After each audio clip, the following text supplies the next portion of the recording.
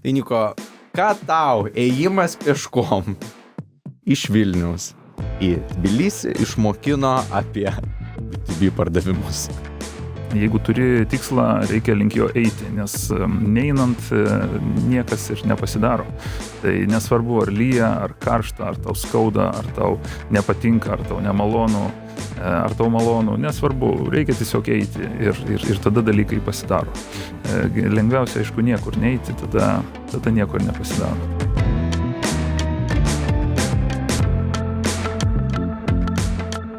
Niko, aš norėjau pradėti šitą mūsų pokalbį kreipdamasis į visus mūsų klausytojus, kurie naudojasi LinkedIn platformą. Žinau, ten turime daug žmonių, kurie spaudžia patinka ir turbūt visi žinote tą tokį jau tapusi juokeliu reiškinį, kai žmogus rašo įrašą ir jame sako, ką mane kažkokia gyvenimo patirtis išmokino apie B2B sales arba išverstų į verslo pardavimus.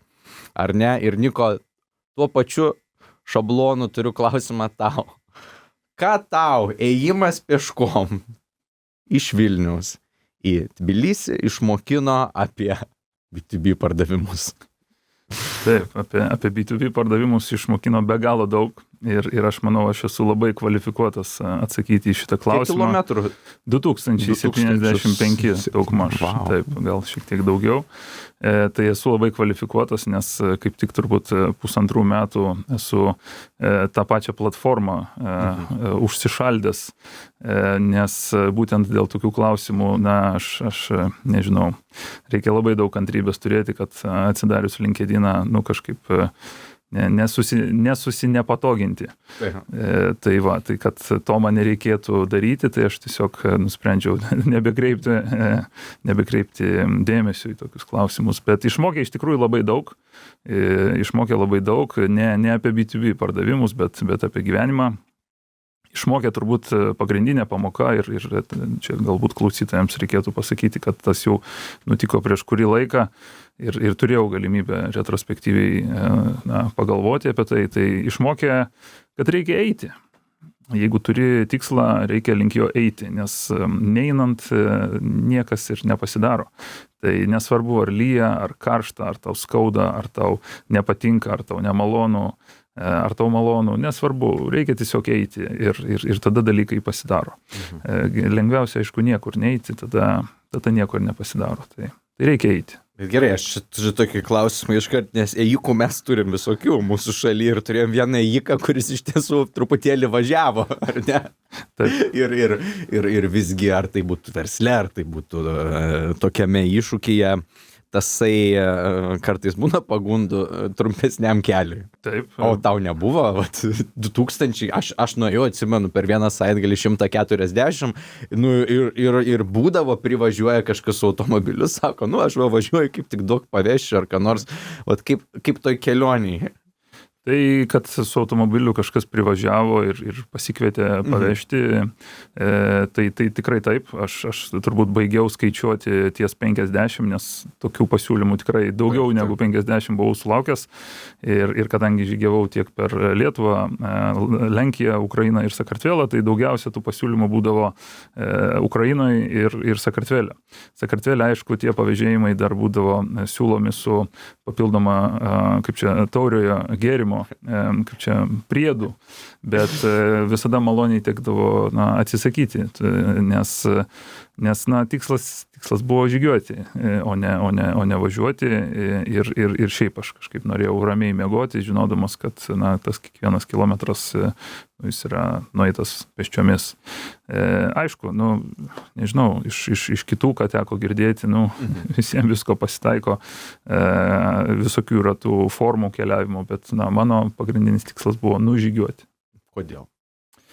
Žygiuoti reikėjo, nes tuo metu, dar čia, kiek čia jau prieš daugiau nei 6,5 metų, aš tiesiog norėjau įprasminti tas, kas esu. Aš gimiau, užaugau Lietuvoje, bet esu kartvelas. Mano abu tėvai kartvelai, atvykę čia į Lietuvą ankstyvais 90 metais ir nuolat pas mane būdavo įvairiausių minčių, tai kas aš toks, tai ar aš lietuvis, ar aš kartvelas. Nes Lietuvoje visi sako, žiūrėk, pasas lietuviškas, kalbi lietuviškai, šiaip aš esu tos lietuviškos švietimo sistemos produktas, tai turbūt lietuvis, ar ne? Bet nekalbi su akcentu kokiu nors ten ar kažką. Taip, nėra turbūt to. Iš kitos pusės kai vaikystėje grįždavau namo, tai kalbėdavau kartveliškai, mano visos vasaros yra praleistos Sakartvele gal 18-19 metų, tai kalbėdavau ten kartveliškai ir iki šiol beveik kasdien kalbu kartveliškai su savo šeima, tai gal ir kartvelas. Tai vat nelengva ta dalia žmogui, kuris yra užaugęs tarp dviejų, sakykime, šalių, bet kai aš supratau, kad man nereikia rinktis, o kad aš esu tiesiog Lietuvos kartvelas, tai vat norėjosi tą kažkaip tai įprasminti. Tai nuo tokios paprastos idėjos kaviniai, kai aš tiesiog prisėdau ir pagalvojau, kaip tą galima būtų padaryti. Užtrukau gal, 2,5 mėnesio, kad paruošti taip visą projektą, labai daug rėmėjų tam reikėjo, daug tokio, sakyčiau, moralinio palaikymo iš bičių. O rėmėjų, tai va čia pakalbėkim, nes čia įdomu, va čia yra kažkiek verslo tame, ar ne? Irgi ir imant Aurimą keliautoją, kuris va ir imant tą gal mažiau sėkmingą pavyzdį, ar ne? Ir vat mačiau neseniai tokia Dovilė viena perėjo Ameriką. Yra va tie žmonės, kurie keliauja, ir tu toks buvai originalusis, ar ne, ir tame yra kažkokia jiems nauda iš reklamos galbūt, kad jeigu tu generuoji turinį, aš nežinau, ar tu tą kelionę filmavai ar nefilmavai. Ar tai buvo kažkiek telefonas tavyje ir socialiniai tinklai dalyvavo?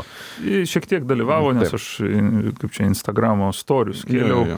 Taip pat turėjau susitarimą su viena iš mūsų žiniasklaidos priemonių, kad turėjau galimybę rašyti. Va. Tai čia, bet sakytum, čia yra tvarus verslo modelis, nes ar čia toks labiau... Žygiavimas ar keliavimas? Toks keliauninkas, kažkoks iššūkis, kelionė, atrodo, tas sugeneruoja, iš tiesų lietuviai seka, ar ne, kviečia po to visokias tinklalaidės tave, galų gale, gal ant tavo marškinėlių gali būti užrašytas rėmėjo pavadinimas, žygio metu geri tik vieno brendo prekės ženklo vandenį, pavyzdžiui, ar ne, ir taip toliau. Teko ir man tą patirti. Tai nežinau, ar tvarus. Aš labiau sakyčiau, kad tai yra hobis. Ir jeigu pavyksta tą hobį monetizuoti, tai valio. Yra tokių pavyzdžių kaip Orijus, ar ne, kuris daug keliauja ir jam kuo puikiausiai sekasi. Aurimas irgi kuo puikiausias pavyzdys, bet aš manau, kad galbūt žmonės, kai pamato šiek tiek tą, taip suglamurizuoja, kad čia taip lengva, ar ne, bet, nėra lengva. Reikia iš tikrųjų daug tam, pašvęsti laiko ir Aurimo atveju ypatingai, tai, ką jisai patyrė, yra tiesiog neįtikėtina ir aš manau, retas, kuris būtų pasiruošęs tokį kryžiaus kelią nueiti. Tai ar tvarus, nežinau, aš galiu iškart pasakyti iš mano patirties, man pačiam net reikėjo šiek tiek susimokėti. Tai neišėjai į pliusą? Ne, tikrai neišėjau į pliusą. Bet ar tai buvo bent kažkiek viena iš minčių? Bet, pavyzdžiui, ne, tai nebuvo, kad čia, kai tu ėjai ir čia bus mano startuolis. Visiškai ne. Aš iškart galiu pasakyti, tai buvo jaunatviškas maksimalizmas. Ir turbūt tokius dalykus reikia daryti tik tada, kai esi toks šiek tiek jaunesnis ir galbūt Dievas dar tuo metu dar neapdovanojo su šiek tiek daugiau smegenų ląstelių, nes labai, labai yra lengva, kai esi jau kaip čia amžiuje arba su metais, kai plaukai pražilsta, save tiesiog sustabdyti, nes yra N priežasčių, kodėl tau gali tai nepavykti. Ir dabar aš kai pasižiūriu, aš karts nuo karto savęs paklausiu, ar aš daryčiau tą patį dabar.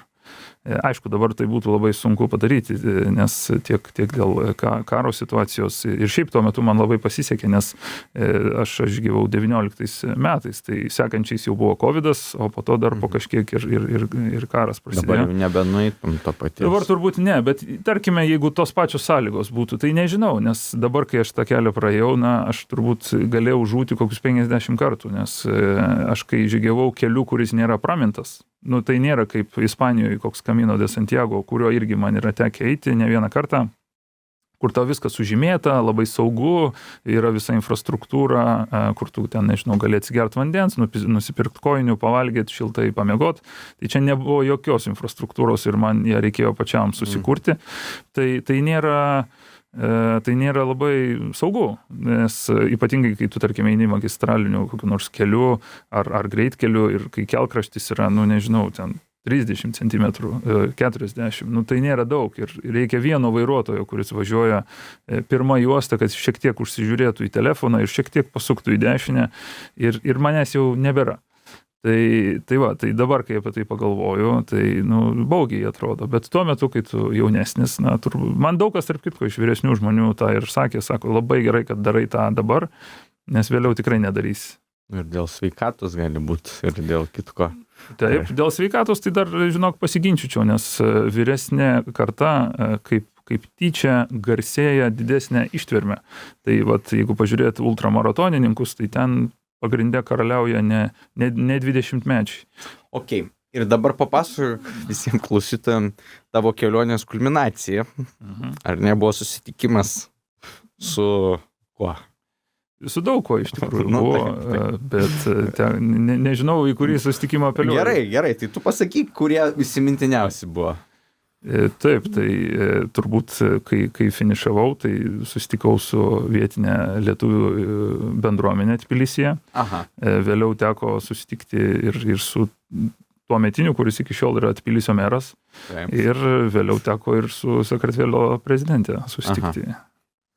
Ir kaip jinai gyrė tave, didžiavosi tavim, ar buvo tuo metu ta televizijos kompanija, ar ne, ten jūs filmavo kažkaip, vis tiek, atrodo, čia tokia kulminacija rimta buvo, žinai, tave pasitiko ten kaip tokį modernų tiltų, žinai, statytoja.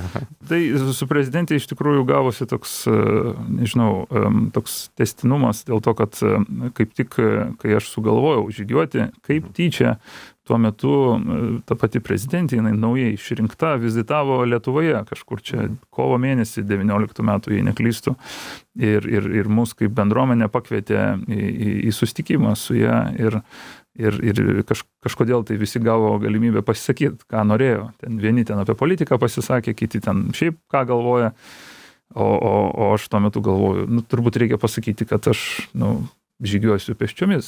Tai aš tada atsistojau, kažkaip kinkos drebėjo. Tu dar Lietuvoje būdamas. Taip, čia tas ir įdomu, kad čia viename viešbutyje netoli katedros tas vyko, tai atsistojau, sakau, sveiki, kaip čia, žygiuosiu pėsčiomis, statysiu tą simbolinį draugystės tiltą. Ir visi kažkaip, taip, žinai, atsisuko į mane. Aš tada pirmą kartą supratau, kad čia dabar jau pasakiau garsiai, tai dabar jau tikrai turėsiu nueiti, nes prieš tai dar tik mintis buvo. Ir ką, prezidentė sako, valio, puikiai idėja, lauksim. Tai sulaukė. Na, bet dabar visgi esam klausytojai, čia tikisi minčių apie verslą, ar ne? Ir man įdomu iš tos kelionės, kuri šiek tiek galėjo ir tapti verslu, ir kai kuriems yra tapusi, visgi tu turbūt išmokai ir kažkokių filosofinių galbūt labiau dalykų, kurie tau padeda šiandien tavo kasdienybėje. Ar galėtum jomis pasidalinti su klausytojais? Jeigu tokių iš vis yra, gal ne? Tikrai yra. Žygiavimas yra man bent jau, tai yra labai didelė paralelė su gyvenimu. Tai aš, kaip ir sakiau pačioj pradžioj, turbūt visų pirma reikia žygiuoti. Ar ne? Tai jeigu jau darai verslą ar bet kokią veiklą, ar esi darbuotojas kažkur, nežinau, nesvarbu, valstybinė įmonė, VŠI, kad ir ką tu darai, reikia daryti, nes nedarant nieko nepasidaro. Tai visų pirma reikia eiti. Tik tada, kai eini, ir jeigu eini daug, ir kuo daugiau darai, atitinkamai, tuo daugiau supranti, kas tau gaunasi arba nesigauna. Vieniem ten norisi greičiau žygiuoti, kitiem norisi bėgti, kitiem galbūt su automobiliu važiuoti, aš nežinau. Bet, tu supranti kas tau labiausiai veikia, ar ne? Tai turbūt viena iš tokių didesnių pamokų, kur visose gyvenimo srityse naudoju, tai reikia tiesiog kuo daugiau daryti visko. Ir kai tu kuo daugiau visko darai, kai tavo imtis, iš kurios tu semiesi patirties, yra labai plati, tada tu gali labai daug klausimų atsakyti, kas tau tinka arba netinka. Ir jie abu yra labai gerai. Nes jeigu tu, kaip čia, pasipildai savo bagažą su žiniomis, pavyzdžiui, kas tau netinka, tai tu labai daug laiko sutaupai gyvenime, labai daug laiko. Tai aš pavyzdžiui, tą kasdien naudoju, pavyzdžiui, ten ar, nežinau, renkantis produktus parduotuviai arba renkantis žmonės, su kuriais aš noriu dirbti. Su kuo tu daugiau žmonių padirbėsi, tau susiformuluos tam tikros savybės, kurias tu vertini arba kaip tik nevertini. Ir jau kai tu sutinki ten 9 žmogų, tu jau žinai, kas tau netinka. Tai vos tik pamatai tą vadinamą red flagą, tai kažkaip labai greitai ir išsiaiškini. Tai man iš to ir kyla klausimas. Įsivaizduokime, tu nueini žygyje 2000 km jau kokį ketvirtadalį. Ir yra tas terminas angliškai sunken cost, ne, kai jau kažkiek idėjai ir tada, žinai, gaila išim. Bet būna gyvenime, kad kartais reikia pasakyti, jau reikia sustoti. Ar ne? Ir man įdomu, toj visoj kelioniai. Žinai, ar buvo tokių minčių, kad sakau, žinai, jau galbūt ačiū, buvo smagu, bet jaučiu manęs nebepaneša kojos ar ką nors. Ir gal, gražiai ties 1000, pavyzdžiui, man atrodo, ėjau 1000 kilometrų. Žinai, gražus skaičius. Gražus, taip, iš tikrųjų. Turbūt, kad nežinok.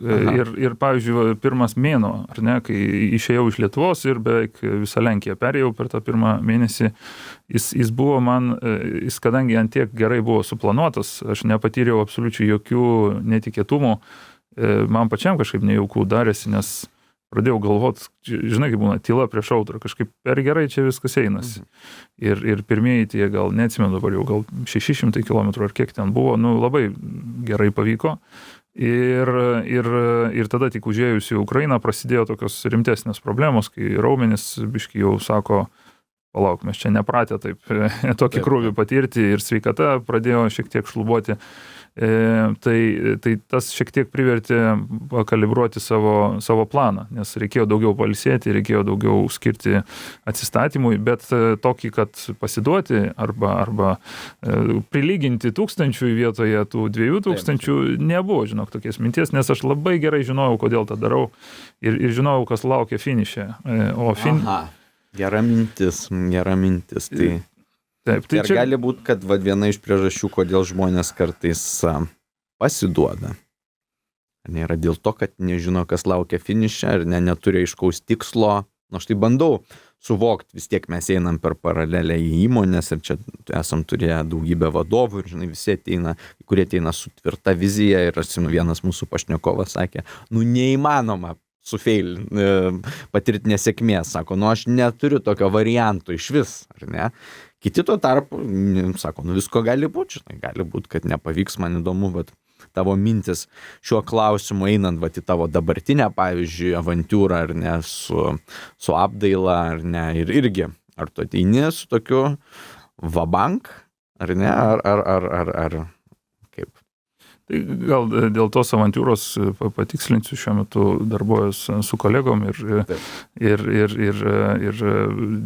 dirbu vienoj turbūt didžiausių apdailos, kartu su viena didžiausių apdailos įmonių Vilniuje ir tos apimtis labai didelės. Ir tas vabank, žinai, tas vabank, aš manau, yra apie tave. Tik apie tave. Tai jeigu tu nori tiesiog grįžti namo, ten kokią, nežinau, 5-6 valandą, pažiūrėti serialą ir tada ramiai nueiti miegot, tai tada gal ir nereikia to vabank. Bet aš, kai noriu šiek tiek daugiau ir visada kažkaip iš savęs prašau kažko daugiau, nes aš manau, mes tik prieš save esam atskaitingi ir turbūt prieš savo šeimą. Ne ten prieš kažkokius Instagramo sekėjus ar ten, nežinau, dar kažką. Tai natūraliai aš kai noriu daugiau, tai kažkaip ir bandai tą vabank. Tai gal reikia patikslinti, kas yra tas vabank, tai tiesiog nuolat bandyti būti geresniam. Tai yra mokytis iš savo klaidų, kurių tu natūraliai eidamas vabank pridarai labai daug ir tas nėra visiškai neišvengiama. Ir bet kuris verslininkas ar nežinau, bet kas, kas gerbė savo amatą arba nori būti geras profesionalas. Tai tu gali būti, nežinau, geras politikas, geras padavėjas, kas tik nori. Bet jeigu tu gerbi tą, ką tu darai, tu nori būti geresnis, negu buvai vakar.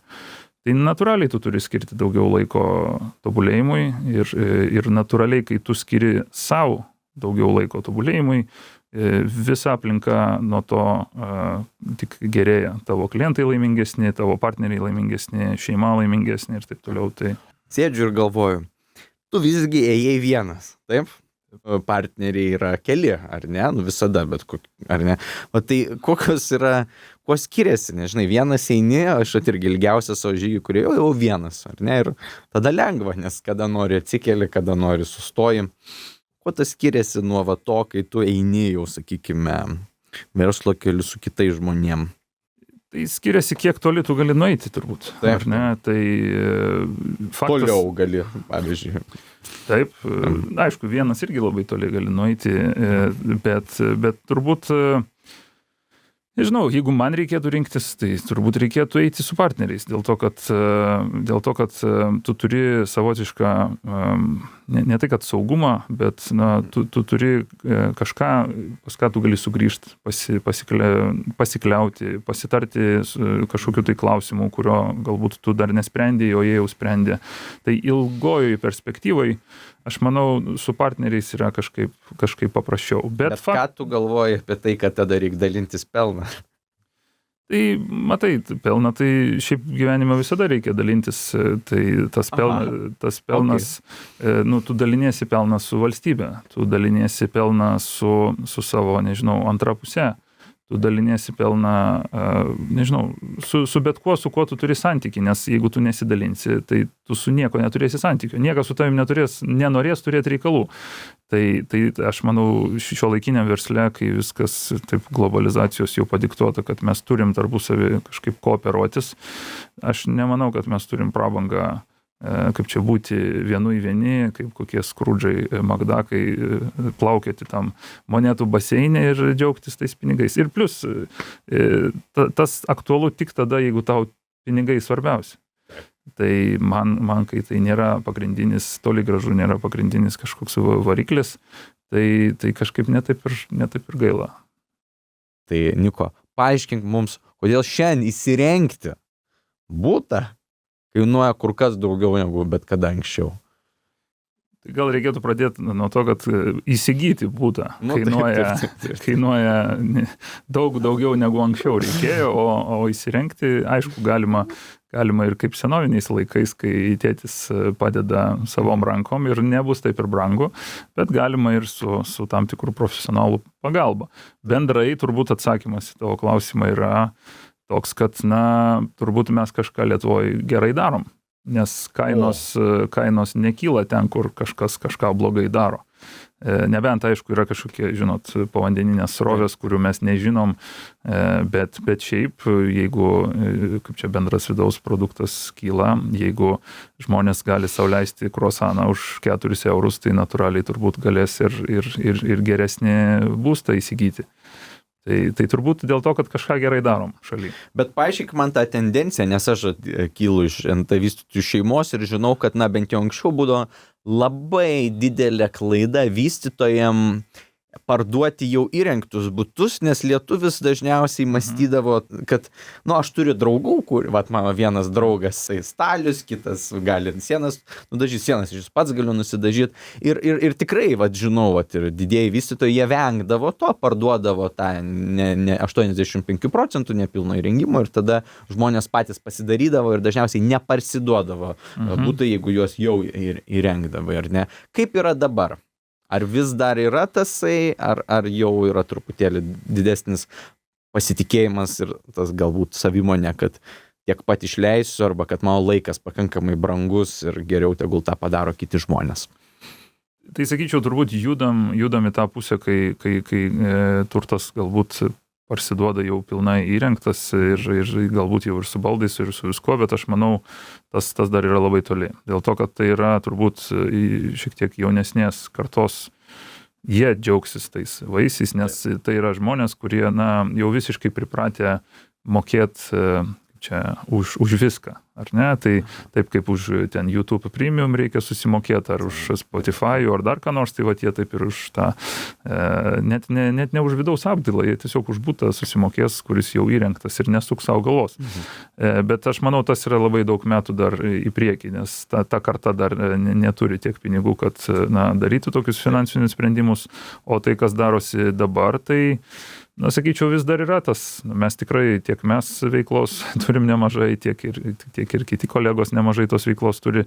Matot, kaip yra, Lietuvoje mes mėgstam kažkaip pasidaryti taip, kaip mes norim. Ar ne, turim tą tokį cinkelį, reikia savo trigrašį įkišti, ar ne, ir pasidaryti, kaip tu nori. Tai ir natūraliai taip ir būna. Tai dėl to mūsų interjero dizaineriai visai neblogai gyvena, nes į juos daug kas kreipiasi ir stengiasi pasidaryti unikalius nekilnojamo turto vienetus. Tiek mes natūraliai turim veiklos, nes žmonės nori įsirengti pagal savo specifinius, labai unikalius, specifinius savo norus. Tie norai galbūt nėra kažkas tokio, nežinau, grandioziško, ar ne, bet tai jiems yra, jiems tai yra unikalu ir jie yra pasiruošę už tai susimokėti. Aš nežinau, ar tu matei, bet man atrodo, čia Panevėžy ar kažkokie mieste neseniai buvo paleista būto skelbimas, kur viskas įrengta buvo kaip pas tos Flintstonus, akmenimą. Aš nežinau, ar matei, toksai buvo būtas, kur labai, labai specifiškas buvo skonis. Ir ar būna tokių užgaidų, ar ne tokių, kur, žinai, turbūt vis tiek, man bent jau aš taip drįsčiau teikti, kad nemažai žmonių nori būti individualus, bet tada, jeigu tu jų būtus palygini su kitais žmonėm, kurie nori būti individualus, jie viskas sąlyginai yra panašu, ar ne, ir ar tame yra tiesos, ar visgi daug yra tokių specifinių užgaidų, ar ne, ten kažkokių labai išskirtinių interjero detalių, ar galų gale galima būtų teikti, kad nors ir tiekiat individualiai paslaugą, kad visgi didžioji dalis skonių kažkokią bendrą madą seka. Sutikčiau, žinok, su tavim, dėl to, kad pas mus bent jau Lietuvoje labai, pavyzdžiui, stipriai vyrauja toks skandinaviškas minimalizmas, ar ne, kur per daug neišsišokt, tokie kažkokie aštresni kampai, nėra to, nežinau kaip lietuviškai, clutter, nėra kažkokio per daug, ar ne, kur ten ant stalo pridėta ar ant kažkokių spintų ir taip toliau. Tai kažkaip taip minimaliai. Tokių, kad jau labai drąsiai darytųsi pagal, nežinau, ten raudonos sienos, ar oranžinės, ar ten, nežinau, kažkoks kitoks apšvietimas, ar grindys kažkokios ypatingesnės kažkokios. Tai rečiau pasitaiko, nes, matai, tam reikia drąsos. Nes šiaip būtą įsirengti, tai yra turbūt vienas iš intimiausių dalykų, nes tu tiesiog parodai, ką tu vertini. Tai šiaip būtą įsirengti yra turbūt, ypatingai kai tu jaunas, tai turbūt antras pagal svarbumą, kaip čia sprendimas gyvenimą, po antrosios pusės, ar ne, pasirinkimo. Tai kaip tu įsirenginėjai būtą, maždaug parodo, ką tu vadini savo namais. Aišku, čia teisybės dėlei reikia pasakyti ir tai, kad kai kuriem būtas yra tiesiog toks, nežinau, utilitarinis vienetas, kur, žiūrėk, aš čia ateinu pamiegoti ir daugiau aš čia negyvenu. Tai natūraliai jiems ir nereikia investuoti, bet tie, kurie į būstą žiūri, kaip tai yra mano, nežinau, kaip veidrodis, ar ne, arba tai yra mano vizitinė kortelė. Reikia, ateis kaimynas, tai jis turi pamatyti, koks pas mane menas kabo, kokios ten pas mane, nežinau, sienos kokiais ypatingais dažais dažytos, ar ten kažkokie apšvietimo sprendimai, kažkokie mandri ar nebandri. Tai yra tokių žmonių, bet taip, kad labai drąsiai jau stengtųsi tą savo individualumą pabrėžti, tai nedaug, nes A tai kainuoja ir B, kaip ir sakiau, tam reikia daug drąsos, nes tu tada, kaip čia, tu turi nebijot, kaip parodyti, kas tu iš tikrųjų esi, o kai mes į tą veidrodį pasižiūrim, tai ten kartais yra tokių dalykų, kurių nenorim rodyti, ar ne? Tai... Kaip jūs kaip verslas konkuruojat? Man įdomu, vis tiek yra keli skirtingi žmonės, įmonės, kurios teikia paslaugą šitą. Kaip išsiskirt? Ar tiesiog nėra gal daug konkurentų, ar žinai, nesakai, yra ta bendra mada, dabar tas skandinaviškas minimalizmas. Žinai, kaip šitam versle gauti konkurencinį pranašumą? Galbūt nuspėt kokią madą prieš ją ateinant, ar ne? Galbūt kaip tik pasisamdyti kokį žinomą veidą, kuris, pavyzdžiui, sako, kokios yra tos jūsų jau kaip verslininkų tos būdai, kaip jūs pabandot gauti daugiau. Ar čia kokybės klausimas, ar kaip tik samdo ten pigius darbuotojus, kurie gali pigiau viską padaryti? Taip, tai šiaip apie konkurenciją, tai rinka labai yra konkurencinga, nes jinai labai fragmentuota. Ne vienas žaidėjas turbūt neužima net 10% rinkos. Tai yra labai daug smulkių žaidėjų, kurie arba tai yra individualų žmonės, kurie, kaip sakoma, daro ant savęs, arba yra kažkokios mažos įmonės, du partneriai, arba yra kažkokios didesnės, kurios jau ten turi su, tarkim, vystytojus kažkokius susitarimus, partnerystės ar kažkas. Tai rinka yra labai konkurencinga. Kaip konkuruoti, tai vėlgi reikia suprasti, ką mes veikiam. Iš esmės, kas yra, ką mes veikiam, tai mes užsiemam projektų valdymu, ar ne? Nes turinį, ar ne, interjerą kūrė dažniausiai dizaineriai arba pats klientas, o mes esam rangovai, vykdytojai. Tai tas vykdymas, kaip čia yra manifestuojamas per projektų valdymą. Projektų valdymas garsėja tom, kad tau iš esmės, kad suvaldyti projektą, tau reikia suvaldyti 3 dalykus. Taip jau yra tas trigubos suvaržymas vadinamas. Tai yra laikas, pinigai ir kokybė, ar ne? Arba apimtis. Tai Lietuvoje be kokybės pamiršk. Ta prasme, tai tavęs tiesiog niekas nesamdys. Jeigu tu nedarysi kokybiškai, tai tas natūraliai, kaip čia net tas žemiausias laiptelis, tu privalai daryti kokybiškai. O aš galvoju, niekas nesamdys, jeigu darysi pigiai. Nes jau ir taip išleidai tiek ant buto. Butai su kainos keli tūkstančių už kvadratą. Atrodo, nelieka tų pinigų, gal tada interjerui? Lieka, bankai dabar finansuoja, kaip čia yra galimybė su banko paskolą ir apdailą pasidaryti. Tai ką norėjau pasakyti, tai kokybė, mes visi čia dėl jos stengiamės ir kitaip net nepriduosim to buto. Pinigai, matai, yra skonio reikalas. Tu gali išleisti mažai, gali išleisti daug, tai čia jau aš bent jau beveik niekada nesiginčiu su klientais apie pinigus, nes jeigu jie randa kažką pigiau, tai prašau, ta prasme, mes ant kainos nekonkuruojam. Ir tada yra laikas. Tai turbūt, aš sakyčiau, pagrindinis aspektas, nes turbūt yra, pats esi iš NT, kaip čia, pasaulio, tai kokia yra ta mantra, kur mes visi statybose žinom. Tai kad statybininkai visada vėluoja. Taip kaip mūsų nacionalinis stadionas vėluoja, ar ne, 40 ar kiek ten metų. Aš sakyčiau, statybininkai tiesiog sunku yra nuspėti. Ne, aš sakyčiau, jie nėra, kad labai ten, aišku, būna ir tingių, bet labai dažnai yra daug nenumatytų aplinkybių. Pavyzdžiui, ar snigs ar nesnigs. Yra tam tikrų dalykų, kurių tu negali daryti, kai yra šalta. Priešingai tai. Bet jo, supratau. Taip, aišku, čia, jeigu apie tą didžiąją generalinę rangą, tai turbūt reikia numatyti ir COVID-ą, ir sniegą, ir visą kitą. Aišku, jeigu priklausomai kaip tu planuoji, nes aš tada galėčiau pasiginčyti, kad, jeigu praeitais metais tokiu metu daug maž snygo, tai tu gali numatyti, kad galbūt ir šiemet tokiu pačiu metu snigs, tai čia vienas dalykas. Bet grįžtant prie mūsų, kadangi mūsų išorės dažniausiai veiksmai retai kada įtakoja, nebent namą įrenginėjom, tai tame ir yra laikas, ant kiek tu sugebi planuoti laiką. Tai turbūt laimi tas, kuris geriausiai tą susiplanuoja. Supratau. Šiandien aš norėčiau užbaigti šitą pokalbį, pakalbant šiek tiek apie tai, kuo skiriasi verslo kultūra tarp, sakykime, mūsų šalies ir to šalies, ar galbūt jeigu kas nors vis dar norėtų tarp tų šalių užsimti kokiais verslo santykiais, ar kažką, ko iš ten galėjai išmokti, koks tavo konkurencinis pranašumas, žinant ir tos kultūros ir mūsų, ir galų gale, kokie yra panašumai ir skirtumai tarp Sakartvelo arba, kaip seniau buvo sakoma, Gruzijos ir Lietuvos. Taip, tai turbūt, jeigu taip holistiškai pažiūrėti tas valstybės, tai lietuviai yra labiau dalykiški.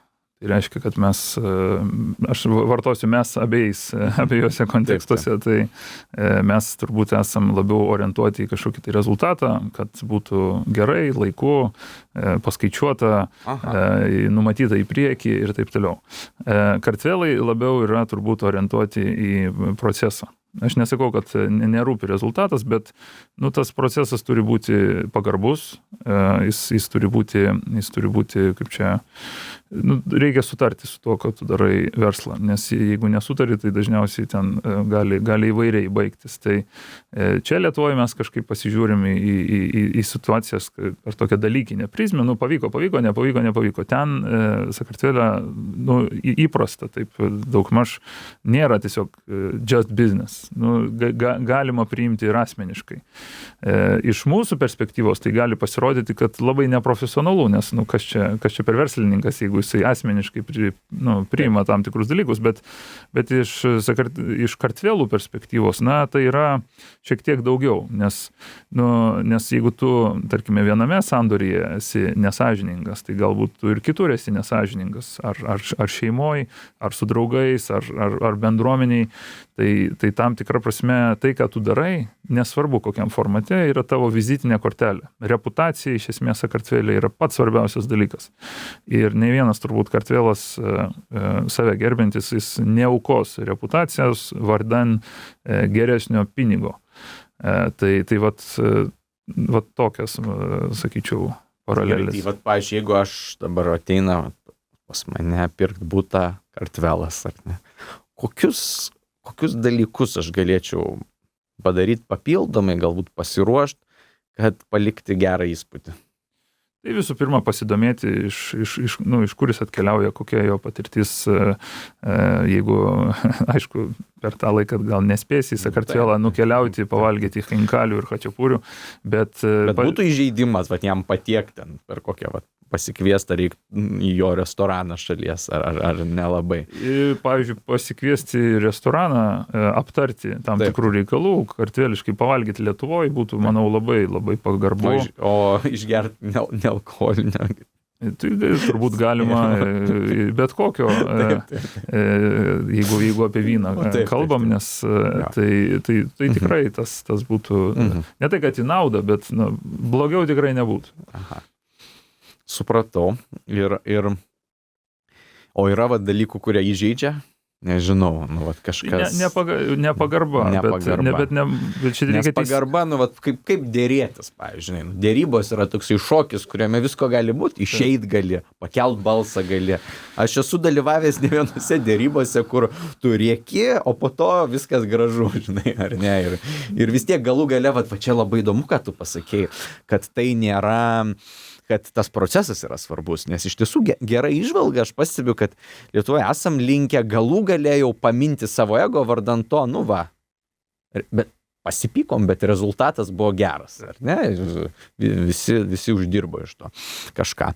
O čia tas visgi gali, sakai, nepait, ar ne, ir gali sustoti ties kažkokiu gestu. Kartvelai yra labai, kaip čia pasakius, proud, orus žmonės, ar ne? Ir reikia kiekvieną žodį rinktis bendraujant. Aš ypatingai, kai augau, man tėvai irgi nuolat tą sakydavo, pas mus net tonas, ar ne? Labai daug ką reiškia, kur iš serijos aš tau galiu padėkoti, tarkim, ar ne? Ačiū, Petrai, arba galiu sakyti, tai ačiū. Tai už tą antrą variantą, žinok, Sakartvele galėtum jau ir komentaro susilaukti. Nes bet kokia komunikacijos forma, ar tai yra tonas, ar tai yra turinys, ar tai yra, nežinau, laiškas, žinutė, skambutis, jis turi svarbą. Ir jeigu bet kuriame žingsnėje tu tą nepagarbą parodysi, jinai bus tikrai, kaip čia, prisimins ją. Supratom. O kaip su tais tostais?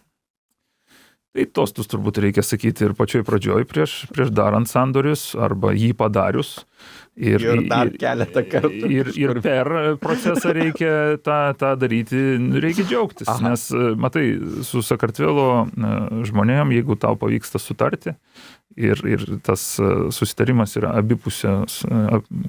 paremtas abipusę pagarbą, tai tu jau turbūt įgyji daugiau negu verslo partnerį, tu įgyji bičiulį, tu įgyji draugą ir nesvarbu, kas tau bus gyvenime, tu tikrai kaip minimum žinosi, kad gali tam žmogui paskambinti ne tik dėl tavo verslo ir jisai turbūt skirs labai daug savo laiko, daugiau negu reikia ir turbūt daugiau negu bet kuris europietis skirtų, kad tau pagelbėtų. Tai jeigu tu tą darai nuoširdžiai ir pagarbiai.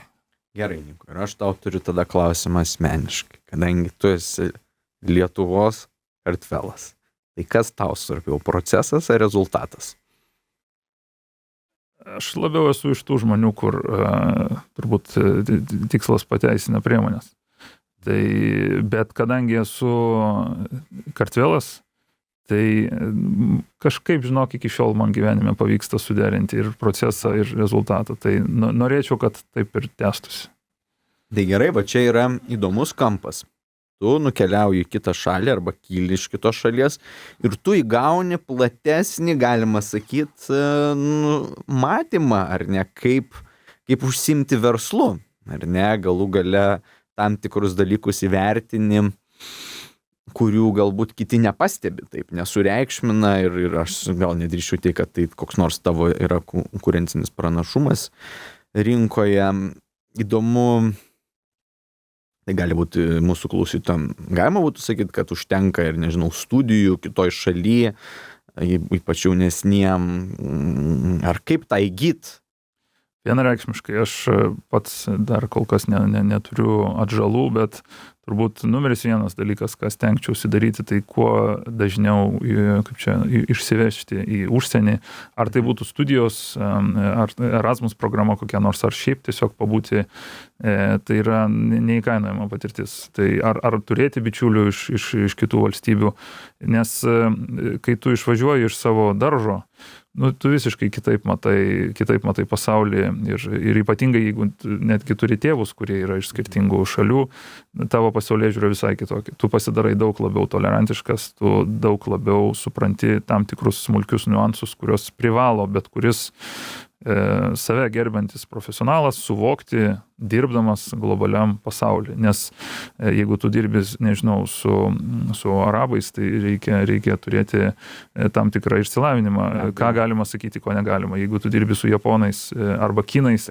vėl tai yra labai daug senesnės valstybės už Lietuvą ar už Sakartvelą ir tu negali paminti jų kažkokių tai tradicijų.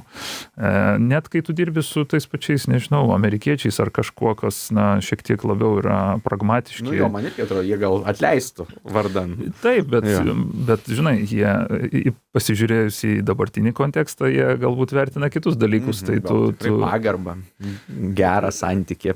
Aha, supratau. Tai Niko, pabaigai. Tostą klausytojam, žiūrovam. Aišku, mes Sakartvele esame mokomi, kad su vandeniu mes dažniausiai tostų nesakom, dažniausiai reikia tam tikrų kitokių, sakykime, tauriųjų gėrimų prie savęs, bet aš norėčiau palinkėti, kadangi esam Lietuvoj, tai tiek, galbūt ne visų Kartvelų vardų, bet nuo Sakartvelo norėčiau Lietuvai palinkėti suvokti, ant kiek mes dideli užaugom. Čia kaip Marijonas yra dainavęs, kad per vieną naktį dideli užaugom, tai nes aš kaskart vaikštau ir matau, kad mes kažkaip vis dar turim tą tokį kompleksą, kad mes kažkuo tai prastesni už tą vakarų Europą ir pavažinėjus po tą vakarų Europą, aš visiškai taip nemanau. Aš manau, kad jeigu taip tiesioj trasoj pastatyti lietuvį ir, nežinau, prancūzą, italą arba ispaną, kaip minimum mes tikrai nenusileistume, nes mūsų darbo etika yra visai kitokia ir alkis pas mus yra visai kitoks. Tai palinkėčiau tą suvokti, kad mes nieko neprastesni negu vakarų europiečiai. Ačiū Niko, ačiū klausytojams ir žiūrovams. Šios laidos galite pasiklausyti Vilnius FM puslapyje, Spotify platformoje, o vaizdo įrašo YouTube kanale.